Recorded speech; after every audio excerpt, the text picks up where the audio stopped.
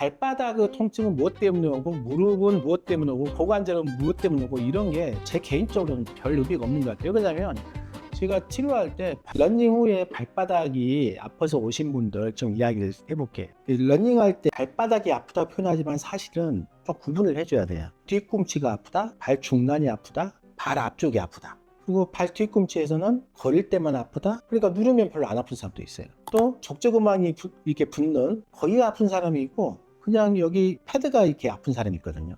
다들 원인도 다르고 통증의 어떤 메커니즘도 다르거든요.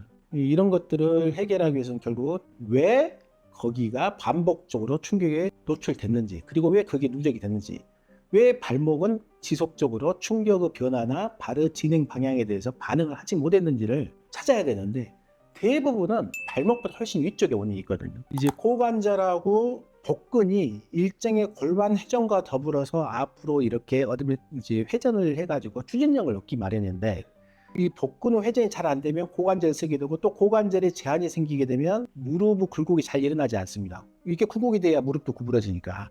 그러니까 무릎이 펴진 상태에서 뒤꿈치를 찍어가지고 보행을 하려고 하면 골반 회전이 일어나기 직전 시간이 굉장히 길어져요.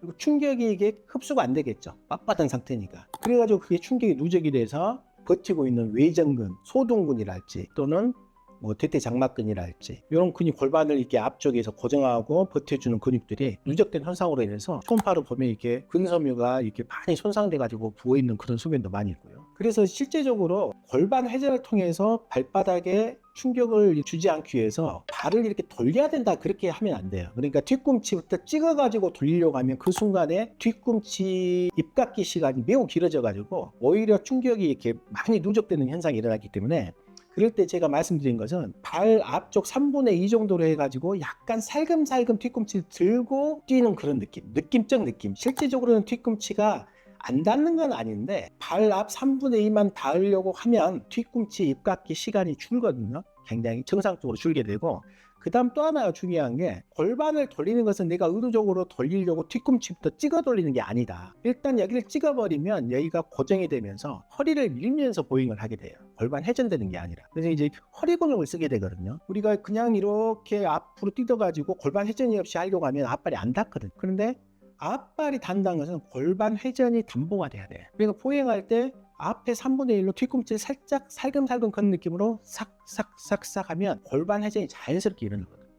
그래서 골반 회전이 중요하다는 말은 누구나 아는데 대부분 그렇게 머릿속에 각인을 하는 순간 자꾸 뒤꿈치부터 돌리려고 하죠. 그런 사람이 가장 많아요. 그래가지고 뒤꿈치 또는 고관절 쪽에 그런 문제가 생긴 사람이 많기 때문에 절대로 뒤꿈치부터 발을 돌린다는 생각은 버려야 됩니다. 그걸로 문제가 되는 가장 많아요. 심지어는 내가 충분히 설명을 하고 골반 회전에 대해서 설명을 했지만 골반 회전이라는 것만 머릿속에 둬가지고 결국 뛰면서 계속 뒤꿈치부터 계속 돌려가지고 나중에 더 아픈데요 이렇게 했는데 계속 체크를 해보니까 뒤꿈치부터 이렇게 돌리고 보행을 했다고 달렸다고 말씀을 하시더라고요.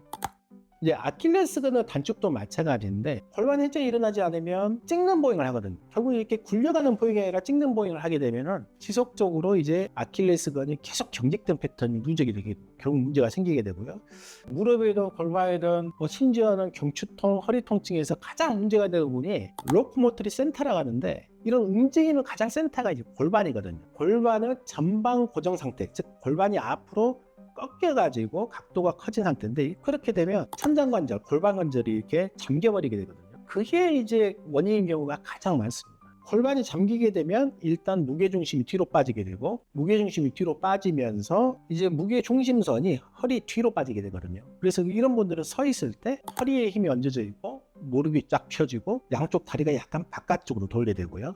그 다음에 결정적으로 엄지에 힘이 안 들어가요. 발 바깥쪽하고 뒤꿈치 바깥쪽으로 힘이 얹어져 있죠. 즉 무릎은 쫙 펴지고 골반도 잠겨 있고 허리 뒤로 해가지고 뒤꿈치하고 발 바깥쪽으로 버티고 서 있는 모양이 되거든요. 그럼 버티고 서 있는 모양이 되고 무게중심이 뒤로 빠지니까 목이 앞으로 가고 목이 앞으로 가면서 어깨가 앞으로 돌고 이 목 뒤랄지 어깨 이런 데 문제가 또 같이 생기게 됩니다. 결국은 앞쪽으로 말리는 어깨 때문에 또 몸통 회전이나 이런 것들이 제한을 받게 되고 그게 또 반대측 골반이나 고관절 움직임에 영향을 끼치기 때문에 상호적으로 서로 영향을 끼치고 한쪽이 고장 나면 반대편 어떤 자세가 이렇게 무너지면서 다른 쪽에 고장이 나고 그 고장이 또 다른 곳에 또 영향을 끼치고 몸이 점점점 경직된 방향으로 가거든요. 무릎 앞쪽 통증은 출객으로 움직임이 이제 원활하게 이루어지지 않으면서 생기는 통증이 있고, 무릎 위아래 어떤 근육이나 힘줄에 나타나는 통증이 있고, 아주 많이 이제 운동을 하신 경우에는 소위 연골판이랄지 옆에 인대랄지 옆에 붙어 있는 근육의 어떤 연장선상에 있는 그런 구조물에 이제 반복적인 손상에서 염증이 생기거나 손상이 돼서 생기는 경우가 있는데, 가장 흔한 것은 사실은 무릎에 이제 힘줄염이 가장 많습니다. 힘줄염이 가장 많고, 힘줄염은 이제 무릎뼈 밑에 이제 우리 경골로 붙는 이 자리가 반복적인 어떤 무릎의 이제 부하로 인해서 이제 붓는 경우가 있어요. 또는 밑에 염증이 생기기도 하는데, 일단은 그런 경우에는 휴식을 취하는 게 중요하긴 한데, 그러면 그것도 왜 그게 생겼느냐인데, 너무 이제 바른 자세로 했더라도 갑작스럽게 많은 로딩을 주게 되면 그 허벅지 근육이 무릎으로 이제 붙는 허벅지 근육 대퇴사두근이죠. 이 근육이 경직되면서 이게 힘이 들어갈 때 자꾸 잡아채게 되거든요. 잡아채게 되면 이 무릎뼈하고 이 대퇴골하고 사이에 압력도 올라가고 자꾸 근육이 전체적으로 수축하고 이완을 해야 되는데 이 붙는 자리에 자꾸 이렇게 힘이 과하게 걸리면서 문제가 생기고, 결국 무릎의 통증은 앞이든 안쪽이든 바깥쪽이든 간에 이게 이제 정상적인 온라인이 맞은 위치에서 움직여야 되는데 그게 잘 안 될 때 문제가 생기는 거거든요. 안쪽이라 해서 반드시 안쪽은 문제가 아닌 거예요. 결국 이제 바깥쪽이 뭔가 제한을 받거나 빡빡해 버리면 바깥쪽으로 자꾸 당겨지니까 안쪽이 앞을 향하면서 문제가 생길 수 있잖아요. 그러니까 안쪽이 자꾸 반복적으로 문제가 생길 때는 반드시 무릎과 고관절을 전체적으로 바라보고 역학적인 밸런스를 봐야 돼요. 그래가지고 운동을 하더라도 여기가 약하니까 여기가 늘어났어, 이걸 강화시켜야 돼, 이 개념이 아니라 바른 방향으로, 바른 벡터 방향으로, 힘의 방향으로 계속적으로 움직일 수 있도록 트레이닝을 해주는 거거든요. 무릎 통증이 있을 때 이 근육이 바로 쓰이게 하기 위해서는 우리가 그냥 걷는 훈련을 계속 한다고 되는 게 아니에요. 이게 발만 가느냐, 발만 찍고 있느냐, 결국은 발만 찍는 게 아니라 이 발을 디는 동작에서 몸통 회전이 같이 일어나고, 이 발이 뒤꿈치가 떼고 앞이 들어지고 다른 발이 올 때 이쪽 몸통이 회전을 하면서 자연스럽게 몸통이 유기적으로 이렇게 가야 되거든요. 근데 그게 이제 안 되는 사람은 그걸 만들어줘야 되거든요. 그게 되도록 하려면 보행을 할 때 무조건 천천히 이렇게 걷는 게 아니라 처음에 보행을 시작한 동작에서 예를 들어서 스프릿 런지처럼 처음에 체중을 오른발로 옮기면서 엄지로 눌러주면서 아치를 세워야 되고요. 눌러주면서 골반 회전이 일어나는 부분까지 힘을 얹어줍니다. 얹어주고 얹어주고 얹어주고, 그 다음에 스쿼트 해주고 스쿼트 해주고 스쿼트 해주고, 그 다음에 반대편으로 갈 때 이제 이게 뒤꿈치를 뗄 때는 반대편이 이제 오기 시작하겠죠. 그때 반대편을 돌려주는 거예요. 사실 이런 재활 훈련이 그런 메커니즘이거든요. 천천히 몸통이 같이 반응하는 것부터 해가지고 이게 뒤꿈치가 떼질 때 반대편 발이 떼지면서 이 몸통 회전이 같이 일어나게 되는데, 이런 복근의 반응성, 몸통 회전 반응성까지 같이 고려해가지고 훈련을 하는 거예요. 재활 훈련이 별거 아니거든요. 내가 뒤꿈치를 딛는 순간부터 그 다음에 발가락을 떼는 순간까지 유기적으로 몸통이 반응하는 것을 단계적으로 내가 천천히 훈련을 이렇게 해줘야 되는 거예요. 결국 이제 결론은 지금 무릎 얘기하다가 이야기가 나왔는데, 발바닥의 통증은 무엇 때문에 오고, 무릎은 무엇 때문에 오고, 고관절은 무엇 때문에 오고, 이런 게 제 개인적으로는 별 의미가 없는 것 같아요. 왜냐하면 제가 치료할 때 발바닥이 아픈 사람을 결국 허리 골반 쪽을 손대는 경우가 대부분이고, 허리 골반 쪽이 아픈 사람을 어떤 발목의 가동성을 높이는 쪽을 반드시 교육을 시키거든요. 그러니까 결국은 이런 것들이 서로 유기적으로 있는데 어디에서 이게 증세가 터지냐거든.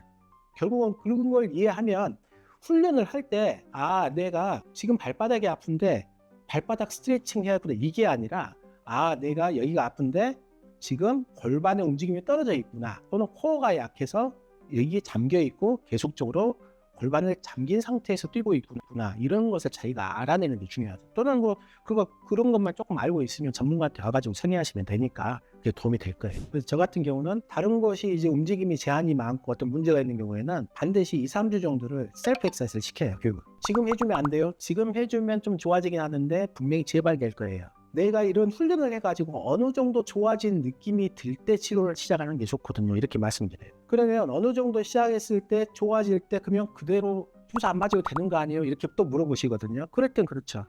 이게 그냥 살짝 부어있는 거면 그렇게 나을 수가 있는데 구조적으로 이렇게 손상이 있는 경우는 결국은 치료를 하긴 해야 돼요. 이게 계속 그 자리에 자극이 안 가고 완전한 힐링으로 가려면 먼저 이런 재활 운동을 하신 다음에 해야 됩니다. 이제 이렇게 안내해 드리거든요. 그렇게 하면 훨씬 더 좋아지는 것 같습니다. 러닝은 일단 시작하는 경우가 많은데 자세에 대해서는 저 같은 재활학과나 다른 운동 전문가의 조언을 받고 또는 자료를 찾아보시고 반드시 하길 바라고, 자세만 발라가지는 안 돼요. 결국 그 자세가 유지되기 위해서는 운동 패턴이 만들어져야 되고 그걸 유지할 수 있는 코어와 근력이 돼야 되거든요. 최소한은 그런 협응체계의 어떤 고관절이든 무릎이든 이런 근육들이 함께 쓰이는 그런 패턴화된 운동들이 있어요. 그러니까 단순히 이렇게 무릎을 펴는 운동이나 고관절 신전 강화 운동 이런 게 아니라 동작이 바뀌면서 여러 근육들을 같이 어떤 반응성을 키우는 그런 운동들이 있거든요. 그런 운동을 조금씩 해가면서 걷는 양을 늘려가는 게 맞을 거라고 생각해요.